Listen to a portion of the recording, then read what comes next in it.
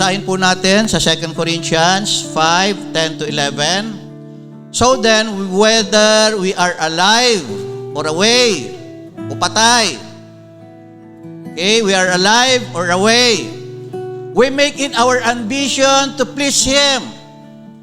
For we must all appear before the judgment seat of Christ, so that each one may be paid back according to what he has done while in the body, whether good or evil. Okay, basbasan ng Diyos ang kanyang salita, pwede na po tayong umupo.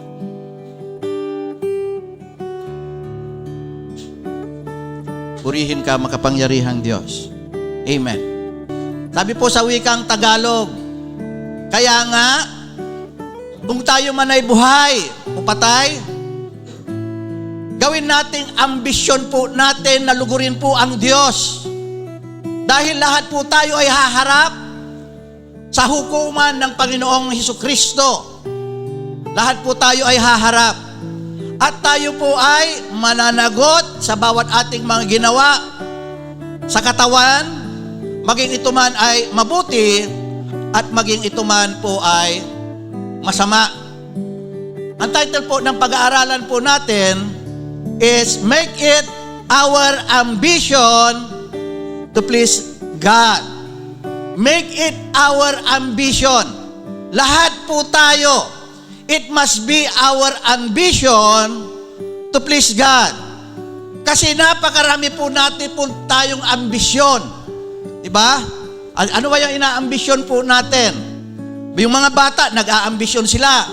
Maging doktor, di ba? Maging engineer, maging architect, maging isang abogado. Nag-aambisyon po sila, kaya nga nag-aaral po sila na mabuti. Okay? At tayo po rin na may mga edad na po, nakakaroon din po pa rin po tayo po ng mga ambition. Ano po ba yung ambition po natin? Okay? Maaaring gusto nating kumita yung ating mga negosyo. Gusto natin, ito, common ambition of almost every people na gusto nila yumaman. Gusto ng iba, sila ko po ay mag-ambisyon na magkaroon po ng pamilya, magandang pamilya. Okay? So marami pong ambition. Pero sa title po natin, Make It Our Ambition to Please God. Ito po yung greatest ambition na lugurin po natin po ang Diyos. Kasi marami pong nilulugod po ang tao. Di ba? Nilulugod po natin yung ating mga mahal sa buhay. Kaya nga, ginagawa po natin yung mga the best, binibigay po natin po sa kanila. May narinig ako, yung mga anak na parang tila napabayaan. Ginawa ko na lahat, pero hindi ko ma-please yung tatay ko.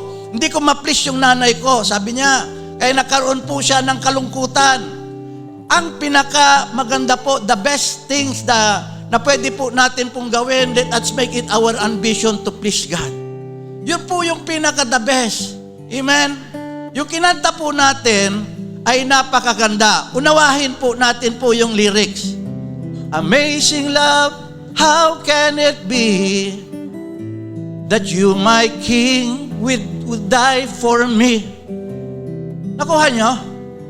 Amazing love, I know it's true. It's my joy to honor you. It's my joy to lugurin ka. It's my joy to please you. Amen? Amazing love that our King would die for us. Nakakita na kayo? Ang hari, hindi namamatay sa kanilang servants. Namamatay yung servants para sa kanila. Pero yung ating pong Diyos, the King of Kings and the Lord of Lords, He died for us. Nakukuha ninyo? Kapag inunawa, ako, grabe. Nung nalaman ko, na-realize ko po ito, grabe yung Diyos ko. Yung hari ng mga hari namatay para sa akin. Kaya the best thing na gagawin po natin is to please Him. Kasi hindi naman natin kayang ibalik sa Kanya yung ginawa niya po para sa atin. Nare-realize po ba natin kung gaano kadakila po yung hari po natin? Nare-realize po ba natin? Amen. Abay, kung nare-realize po pala ba na natin, hindi dapat nag-uunahan po tayong magpatotoo po rito. Diba?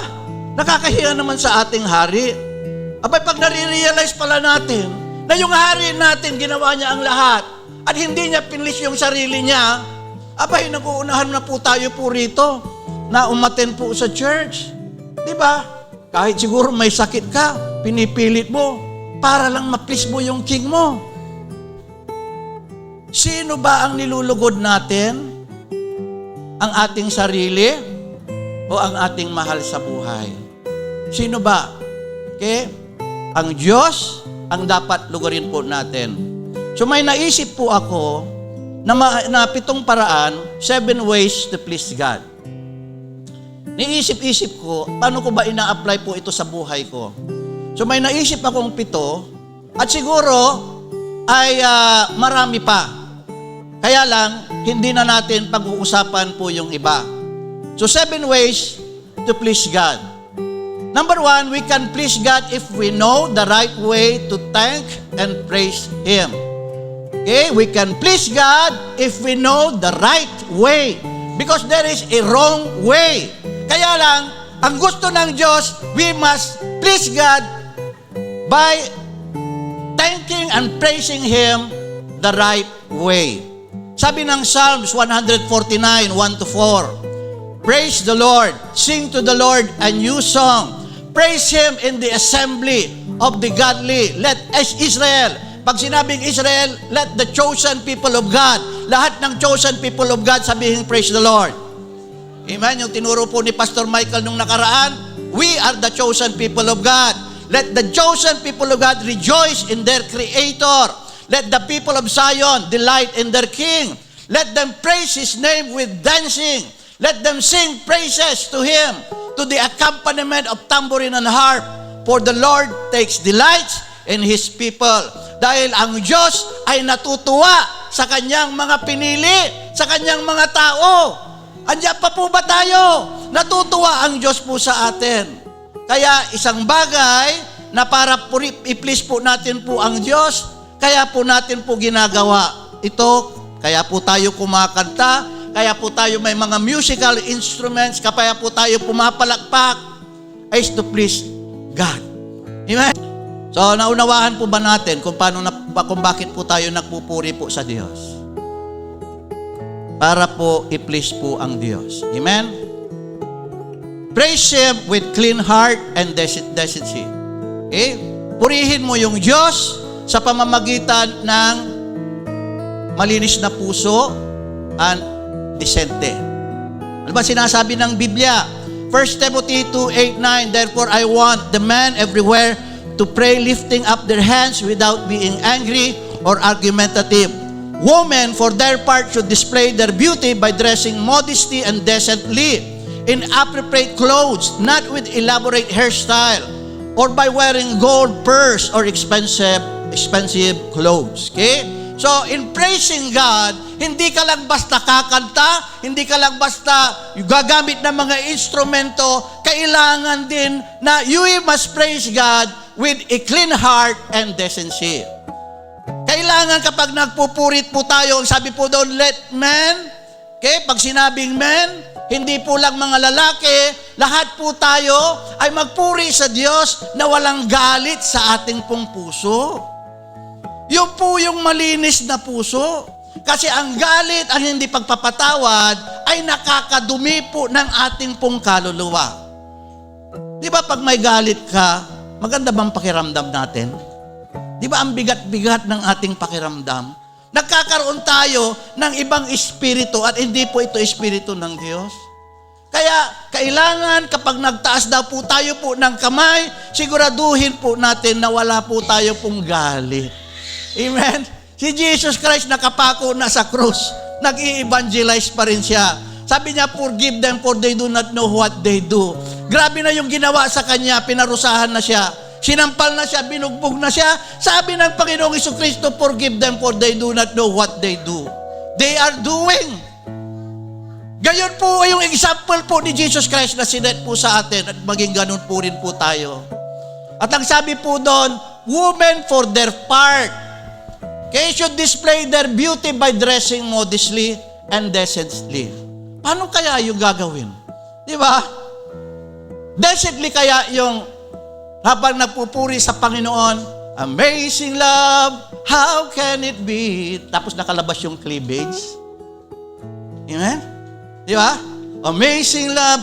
Tapos tinaas yung kamay, nakalabas yung kilikili. Siksi pa rin yung kilikili. Di ba? O kaya naman, may naantinan kami noon sa Manila po noon. Aba, hindi ako makapagpuri. Bata pa lang akong Kristiyano, siguro mga 30 plus pa lang ako noon. Aba, yung katabi ko, ang iksi-iksi na nga ng suot, doon po sa Panay Avenue, yung cheddar po doon, abay, nagdi-4 pa, nagganon pa. Ay, balpon pa. Ay, hindi ako makapagpuri. Amen? So, para po tayo po ay maging katanggap-tanggap po sa Panginoon, let us worship. Women should worship God with modesty and decently. Amen? Ano pa? Praise Him with all your heart and strength. O, basahin natin. At nagsasayaw si David ng kanyang buong lakas sa harap ng Panginoon. At si David ay nagbibigkisan ng isang ipot na lino. Si Haring David ay marami siyang tauhan. At ang sabi po ng salita po ng Diyos, nagpuri po si Haring David ng buong lakas. Ano ba yung buong lakas? If the Spirit of the Lord, ganun ba? In my heart I can praise like David praised. Ganun ba yung buong lakas? Di ba? Kaya nga may kanta, if the Spirit of the Lord that is in my heart, I can praise like David praised. Kasi si Haring David, nagpuri siya ng buong lakas. Binigay niya yung kanyang todo-todo para ma-please niya ang Panginoon. Sabi ng kanyang asawang si Michael, tingnan mo si hari ka. Anong sasabihin ng mga tauhan mo? Sabi ng kanyang asawang si Michael, sabi ni Haring David, mas pupurihin nila ako. Kasi very humble si Haring David. Wala siyang pakialam sa sasabihin ng iba. Ang pinapakialaman lang yan yung sasabihin po ng Diyos. God, that is how we must praise God. Praise Him with the fruit of our lips. Hebrews 13:15, by Him therefore let us offer the sacrifice of praise to God continually. That is the fruit of our lips, giving thanks to His name. What is the fruit of our lips? Pasasalamat. Kailangan kapag nagpupuri po tayo sa Diyos, nagpapasalamat tayo sa Kanya. Kailangan marunong tayong magpasalamat. Thank you, thank you, thank you. Maging yung hindi magandang bagay na nangyari po sa atin, ay pasalamatan natin. Kasi sa mga bagay po na yon, pinapatatag po tayo po ng Diyos. Tinuturuan po tayo po ng Diyos na maging matalino para malampasan yung bawat pagsubok. Kaya dapat pasalamatan po yon. Amen? We can please God when we know how to truly love Him. Amen? If you love me, keep my commandments. Yan ang pagmamahal sa Diyos. Hindi nararamdaman. False love po yun. Noon, nung hindi pa tayo Kristiyano, akala natin, mahal natin ang Diyos, pero hindi naman tayo sumusunod sa Kanya. Kasi ang pagmamahal nakabase sa pakiramdam. Yun ang alam natin po noon. Amen? Pero ang pagmamahal pala sa Diyos, kapag mahal natin ang Diyos, keep my commandments. Okay? Sa Psalms 119, 10 to 11, okay, sabi po rito, with my whole heart have I sought thee. Okay, sa akin buong puso hinanap kita. Oh, let me not wander from thy commandments. Hawag mo, hayaan po, Panginoon, na lumayo ako sa iyong mga kautusan. Thy words have I hid in mine heart, that I might not sin against thee. Ang iyong mga salita ay tinago ko sa aking puso para hindi ako magkasala sa iyo. So ito na po yung tunay na pagmamahal. Ang tunay na pagmamahal ay you should seek God with all your heart. Kapag sinabi mo, you seek God with all your heart, sinisik mo yung kalooban ng Diyos sa iyong buhay. Tinitignan mo at sinasaliksik mo yung mukha ng Diyos, yung presence of God.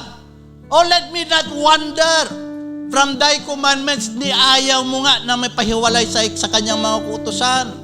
Okay? Itinatago mo yung kanyang salita sa iyong mga puso. Ang tunay na pagmamahal sa Diyos, itinatago mo, pinapangahalagaan mo yung kanyang salita, tinatago mo sa kanyang puso, iyong puso. Yun ang pagmamahal. Walang panagkaiba yan. Kapag may iniirog ka, may minamahal ka. O, di ba? Pinapangalagahan mo yung bawat salita, bawat pangako niya sa'yo. Di ba? Andiyan pa po ba tayo? Yun po yung pagmamahal po sa Diyos. Ano meaning po ng wholeheartedly or whole heart? Wholeheartedly means without reservation, no holding back, no hesitation, no procrastination, no delay. Ibig sabihin, no reservation. You are giving all yourself to God. No holding back. Wala kang pinipigil. No hesitation. Hindi ka nagdududa. No procrastination. Hindi mo ipinagpapabukas ang pagbibigay mo ng buhay mo sa Diyos. Yung pagmamahal sa Diyos, hindi mo siya ipinagpapabukas. Lord, bukas na lang kita mamahalin. Di ba? May pelikula bang ganon? Parang may pelikulang ganon, Sister Amy, nung paraan natin. Ha? Ay, kanta ba yun? Bukas na lang kita mamahalin. Di ba? Oh, walang ganon. Pag minahal mo po natin po ang Diyos. Hindi po natin po siya nilalagyan ng kondisyon. Lord, kapag binilan mo ako ng ganito, saka na lang ako maglilingkod sa'yo, saka na lang kita mamahalin. Ganon ba yun? Hindi dapat po ganon. Kailangan, mahal na natin ang Diyos. Ngayon, hindi po bukas. No delay. Wholeheartedly also means we must do what God asks us to do enthusiastically. Gawin natin yung pinag-uutos ng Diyos ng masaya at hindi po napipilitan. Amen? Ito po yun. Pagmamahal ng sa Diyos, wholeheartedly. Number 3, we can please God when we know how to make sacrifices the right way. Okay? Ano po ba yung making sacrifices the right way? Romans 12, 1-2. I therefore urge you, sabi po ni Apostle Paul, kinukumbinsi ko kayo, pinipilit ko kayo, brothers, pinipilit ko kayo, sabi ni Apostle Paul, in view of God's mercy, to offer your bodies a living sacrifice that are holy and pleasing to God. For this is the reasonable way for you to worship. Ito yung karapat-dapat na pagsamba. Do not be conformed to this world, but continually be transformed by the renewing of your mind so that you may be able to determine what God's will is, what is proper, pleasing, and perfect. Sabi niya, I urge you. Kapag sinabing I urge, pinipilit ko kayo. Hindi ko lang alam kung napilit nga yung mga Romans na sinusulatan niya. Hindi ko alam. Pero gusto ng Diyos, kung pwede nga lang pilitin po tayo to offer our bodies as a living sacrifice. Paano yung living sacrifice? Buhay na handog. Holy. Dapat banal. Kapag sinabing banal, hindi yung hindi makabasag pinggan na sobrang hinhin. Pag sinabing banal, separation from this world, separation from sin. Holy and, ano ba sabi doon? Pleasing to God. Present our bodies pleasing. Di ba? Yung Diyos ba natutuwa po sa atin? Kapag tinanong tayo ngayon, ang Diyos ba natutuwa sa atin? Amen? Ito daw po yung karapatang reasonable service of worship. Yung wag ka nang umayon sa takbo ng mundong ito, but be transformed by the renewing of your mind. Kailangan may mind of God na po tayo, wala na po tayong worldly mind. Okay? So, wrong way of making sacrifices. May wrong way kasi. Okay? Ano po yung wrong way of making sacrifices? 1 Samuel 15:22. At sinabi ni Samuel, nagtataglay, kaya ang Panginoon na napakadakilang pagkatuwa sa handog na susunugin at sa mga hain na gaya ng pagsunod ng tinig ng Panginoon, pagsunod sa tinig ng Panginoon, narito ang pagsunod ay maigi kaysa hain ang pagdinig kaysa taba ng mga tupang lalaki. Sinasabi po ni Propeta Samuel kay Haring Saul, natutuwa ba ang Diyos doon sa sacrifices mo pero hindi ka naman sumusunod? You are making sacrifices for God, but you are not following the commandment of God. Sabi po ni Prophet Samuel kay King Saul. Mas matutuwa ba ang Panginoon? Amen? Kailangan siguraduhin po natin that we are making sacrifices the right way. Diyan pa po ba tayo? Never compromise your faith in Him in exchange for material gain, praises from other people, or even to your own personal comfort. Never. Yung mga apostol, grabe yung persecution sa kanila. Si Peter, kinocify upside down. Si James, tinusok. Si Paul, pinugutan ng ulo. Sabi niya, tinatakot sila. Tumigil kayo sa pangangaral sa pangalan ng Panginoong Jesucristo na yan. Sabi ng mga apostoles, ano ba ang nararapat? To please man or to please God? Lugurin namin kayo o lugurin namin ang Diyos? Sabi ni Apostle Paul, kung lulugurin ko lang ang mga tao, ay hindi sana dito ako sa ministry na ito. I am pleasing God and I am not pleasing man. We have been entrusted by the gospel, not to please man, but to please God. Sabi ni Apostle Paul. Amen? So we never compromise. Kahit na our personal sentiments. Amen? Para kailangan, kapag nagsasacrifice po tayo po sa Diyos, di ba? Kapag nakikita ng Diyos, yung ating personal na sentimento, nasaktan ka pero nandito ka pa rin nagpupuri sa Diyos. May problema ka pero nandito ka pa rin nagpupuri sa Diyos. Ano sa tingin mo yung mukha ng Diyos? Nakakunot noo? O nakangiti? Di ba? Makita mo yung anak mo. Ginagawa niya ang lahat. Ginagawa niya, hindi siya perpekto. Pero ambisyon niya, yung anak, i-please niya yung kanyang magulang. Ginagawa niya ang lahat. Bagamat nagkulang siya, pero nakikita ng magulang, ginagawa niya. Anong mukha ng magulang? Di ba nakangiti yung magulang? Amen? Ganun din po ang Diyos sa atin. Nakangiti ang Diyos po sa atin. Ano pa? We can please God when we know how to put God first above all other personal concerns. O alam na natin ang verse na yan sa wikang English. Okay? Sa wikang English, seek ye first the kingdom of God and all these things shall be added unto you. Datapwat, hanapin muna ninyo ang kanyang kaharian at ang kanyang katuwiran at ang lahat ng mga bagay na ito ay pawang idaragdag sa inyo. Put God first. Put God first above your personal sentiments.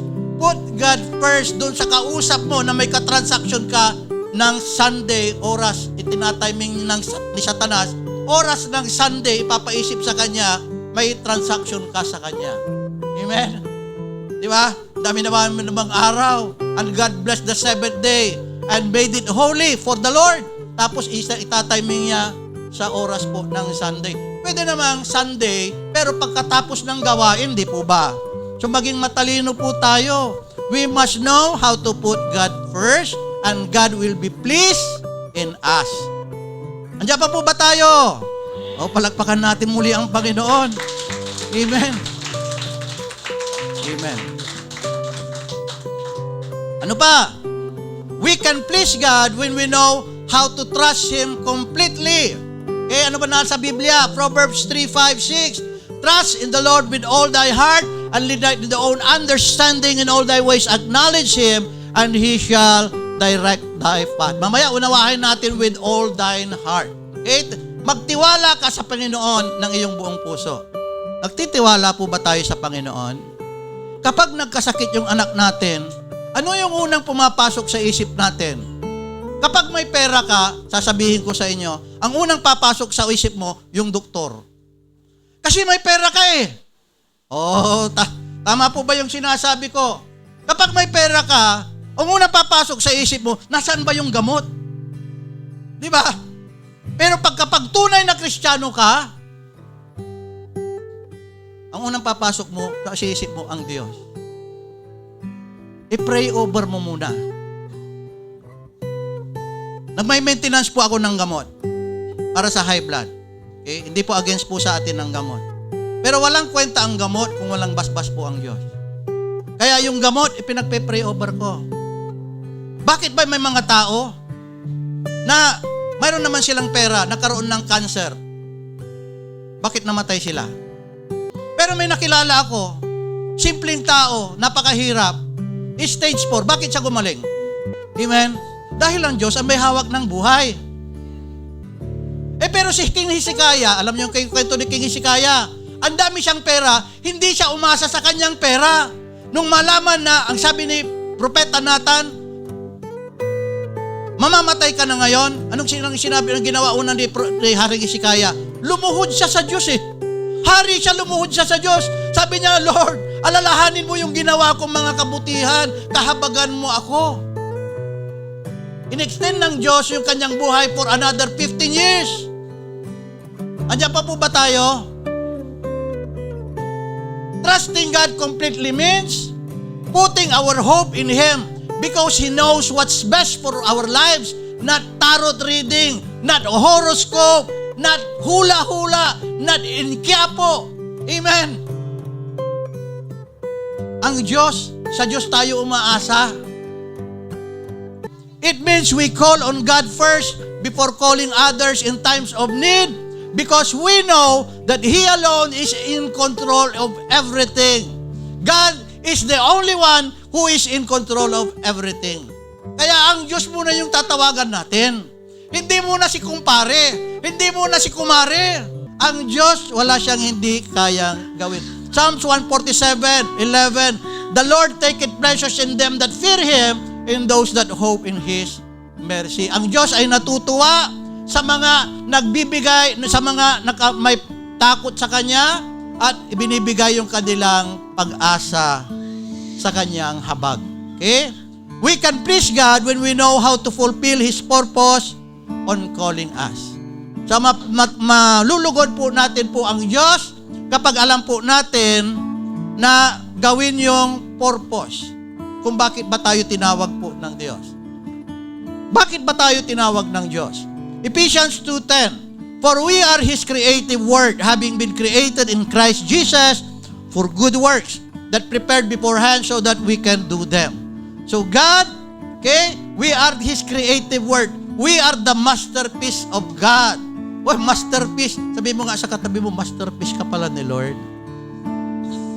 Amen. Masterpiece po tayo ng Diyos. Kahit na yung ilong po natin ay pango, masterpiece po tayo ni Lord. Okay? Masterpiece po tayo ni Lord para sa paggawa po ng mabuti. Okay? Ano ba yung purpose pa ng Diyos sa atin? Ako hindi ninyo hinirang, ngunit kayo hinirang ko at akin kayong inihalal upang kayo magsiyaon at magsipagbunga at upang manatili ang iyong bunga. Kailangan namumunga po tayo. Okay? Namumunga po tayo. Kapag ang halaman po, yung pinag-aralan po natin po ng nakaraan, ang halaman na hindi namumunga ay pinuputol. Kapag putol na, mabubuhay pa ba yun at mamumunga pa? Di ba hindi? Ginagawa na lang panggatong. Kaya kailangan mamungat po tayo sa paanong paraan. Dahil dito magsiyaon kayo at gawin ninyong mga alagad ang lahat ng mga bansa na sila'y iyong bautismuhan sa pangalan ng Ama at ng Anak ng Espiritu Santo. Ito po yung purpose po natin. Para po tayo mamunga spiritually at mamunga physically. Na tayo po ay magsiyaon at gawin nating mga alagad. Kapag sinabing alagad, follower of Jesus Christ. So hindi po tayo nagpaparami. We must invite people to come to the church so that they can also follow Christ as we are following Him. Para malaman po na dito po sa salita po ng Diyos, dito po yung basihan po natin sa Biblia po na ito. Ito po, tignan niyo po. Oh. Yung Biblia po na ito, we are biblical Christian. Okay, ito po. Okay, may sinasabi po itong Biblia po na ito. Let us invite people so that they can also follow the words of Jesus Christ. Yun po yung pinakarason po natin at wala na pong iba. We can please God when we know how to walk with God. Okay? Ano ba ito? Genesis 5:24, Enoch walked with God and then he disappeared because God took him away. Okay? So Enoch, Enoch, from the time of Genesis, from the time of Abraham, anak po siya ni Abraham, the first rapture. Ito po yung first rapture. Yung rapture na magkakaroon po, na magaganap sa huling araw, na kung saan biglang mawawala yung mga Kristiyano sa isang kisap mata at sasalubungin ng Diyos. Doon sa alapahap, nagkaroon ng for the first rapture in the Genesis time. Sa creation, kapag sinabing Genesis, the time of creation, nagpaparami pa lang yung mga tao. Pero na-rapture po si Enoch. Kinuha po siya si Enoch, body and soul. Hindi po siya dumaan sa kamatayan because he walked with God. Kapag sinabing he walked with God, unawahin po natin, paano ba lumakad kasama ang Diyos? Ang paglalakad kasama ang Diyos ay paglalakad na nakatingin lagi sa kanyang mukha. Wala siyang kaagaw sa iyong paningin o atensyon. So, Enoch walked with God. His focus, his attention, his heart is focused on his God. Kaya sinabi po ng Diyos, sa una pa lamang, you shall have no other gods before me. Okay? Ano pa? Ang paglalakad kasama ang Diyos ay ang pagbibigay ng interes sa Kanya at pag-asang ayon sa Kanya at pagsang-ayon sa Kanyang mga salita. Amos 3:3, maglalakad baga ang dalawa na magkasama, liban na sila'y magkasundo? Maglalakad baga, liban na sila'y magkasundo? Di ba hindi? Mag-aaway sila. Pag hindi sila magkasundo, mag-aaway sila, hindi sila maglalakad. Ni ayaw mo ngang kasabay na lumakad. Yung tao na ayaw mo kasi hindi naman kayo magkasundo. Hindi po ba? Okay? Andiyan pa po ba tayo? Palakpakan po natin po ang Diyos. So imagine po natin si Enoch. Si Enoch siguro, he walked with God. Abay, mahal na mahal niya yung Diyos.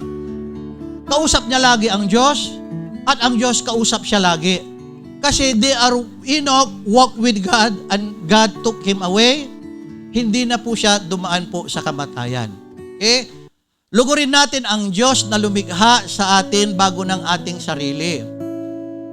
Mga mahal sa buhay o ibang tao, dahil siya ang ating hari na hindi nilugod muna ang sarili bagkus ay namatay para sa atin. Kung malugod natin ang Diyos sa pamamagitan ng mga nabanggit na pamamaraan, bibigyan tayo ng maraming pagpapalag pisikal at espiritual. Magiging kalakasan natin siya at ibibigay sa atin ang anumang naisin natin basta lamang ayon sa kanyang kalooban.